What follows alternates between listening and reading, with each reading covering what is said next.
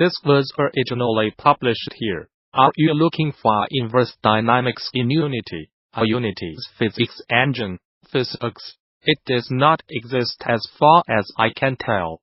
But it does exist for other physics engines, such as Bullet and possibly Open Dynamics engine.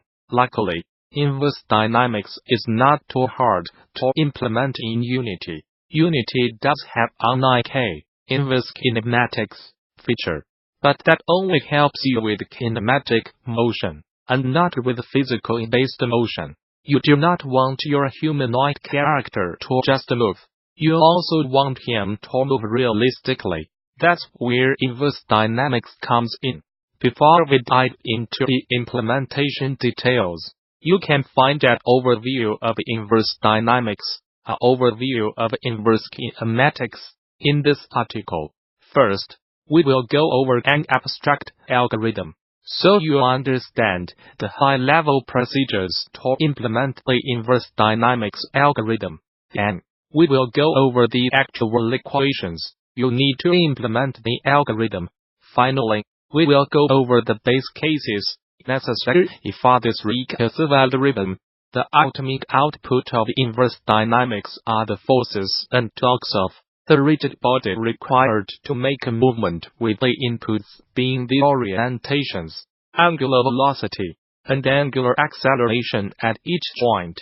One algorithm to achieve this output requires a forward iteration from the root link to the final output link, and then a backward iteration from that final output link back to the root link. It is called the recursive Newton-Euler algorithm, RNE. It was developed by Walker and Paul in 1980, and it continues to be championed to this day by other researchers, such as Featherstone and Motic. The first part iterates from the root limb to the final limb. For each limb, it computes the angular velocity and angular acceleration of the limb. The computation for the angular velocity and angular acceleration of each limb is based on the angular velocity and angular acceleration from its inboard neighbor limb. For each limb, it computes the linear acceleration at the inboard joint. Computing the linear acceleration at the joint is based on the angular velocity and linear velocity from its inboard neighbor limb. This process of computing angular and linear velocities accelerations for each limb, from the root limb to final limb, is called velocity acceleration propagation. This is because each velocity acceleration is based on the velocity acceleration from the neighboring inboard limb. In other words, the previous limb. The rest of the computations for each limb are based on the limb's own angular velocity, angular acceleration, and linear acceleration at the joint. For each limb, it computes the linear acceleration at the limb center of mass. For each limb, it computes the internal forces for each limb. For each limb, it computes the internal torques for each limb. The second part iterates from the final limb to the root limb. For each limb, it computes the joint force based on the joint force from its outboard neighbor limb. For each limb, it computes the joint torque based on the joint torque from its outboard neighbor limb. The second part is much simpler than the first part.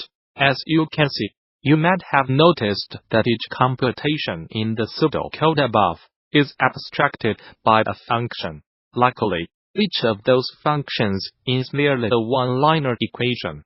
That said, each one-liner of code is packed with mathematical cross products, derivatives, and notations. We will explain all of the math in the next article, coming soon, if you are interested.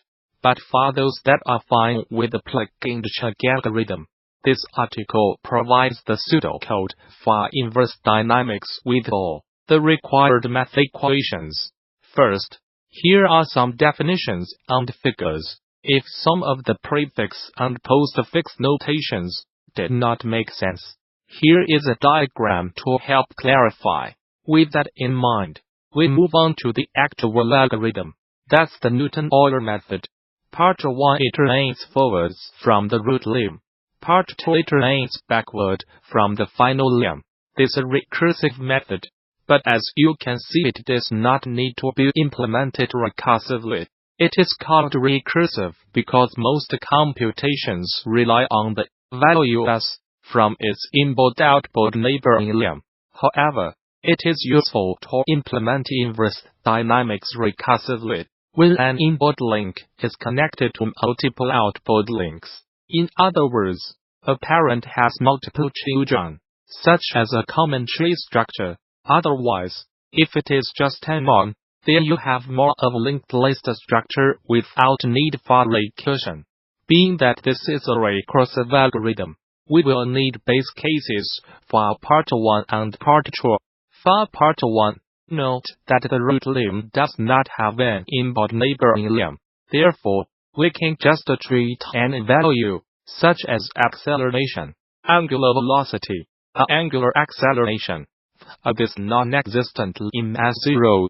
However, if you like to include gravitational forces in your inverse dynamics algorithm, then you can set the acceleration for this non-existent limb to be gravitational constant of your choice. G 9 81米每秒 For part 2, note that the final limb does not have an output neighboring limb.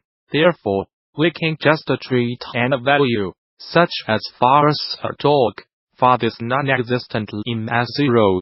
However, if the articulated body is not moving in free space, and it is in contact with the environment, G, the foot is on the ground, or the hand is carrying an object, then the contact forces on the jogs, due to this contact, can be set in this non-existent limb. This has been an implementation of inverse dynamics. If any jargon was confusing, please see an overview of inverse kinematics, or an overview of inverse dynamics. The Fresh Prince of Bel-Air star Alfonso Ribeiro is in Epic Games for allegedly stealing a dance. He popularized and recreating it in Fortnite.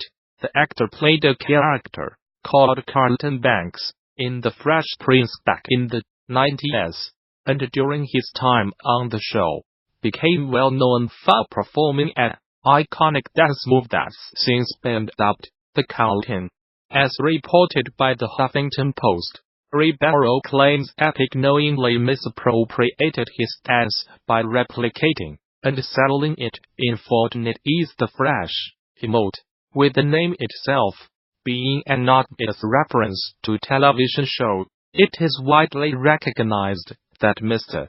Ribeiro's likeness and intellectual property have been misappropriated by Epic Games in the most popular video game currently in the world, Fortnite, wrote Ribeiro's attorney, David Hatch. Epic has earned record profits off of downloadable content in the game, including emotes like Fresh. Yet Epic has failed to compensate or even ask permission from Mr. Ribeiro for the use of his likeness and iconic intellectual property. Hatch says Ribeiro is now seeking a fair and reasonable share of the profits Epic has earned through selling the dance move. The attorney is also representing another artist in a similar lawsuit against Epic, with rapper Millie also suing the studio for using his signature MIDI rock dance move without permission. Meanwhile, TMZ is reporting that Russell Honing, a K.A. backpack kid, has just filed a lawsuit against Epic for stealing his iconic dance move, the Floss. As it stands, Ribeiro, Millie, and Honing are all attempting to claim the copyright for their respective dances, and it'll be interesting to see how the result of each suit affects Epic and other game devs using similar emotes. Nobody knows video game vehicle physics better than AVALANCH Studios, which touts them as a key selling point for its flagship obstacles games. The studio just set a new bar for physics-based grapple ops with The release just calls for. And at the 2019 Game Developers Conference you will get your peek under the hood to see how it works. As part of BD 2019's programming track-off talks, Avalanche Studios' lead mechanics designer Hamish Young will be speaking about vehicle physics and tire dynamics in Just Cause 4. He will show you how the latest Just Cause game copes with a wide range of vehicles and playstyles through thoughtful design of its tire dynamics, and how the right technical decisions were reached during design of the game's vehicle physics model. You want to be there, because Young also plans to go through the magic formula. Tire model acts minimally. It may not be optimal for acquaintance impacted handling, and propose a more designer-friendly approach, which is not semi-empirical.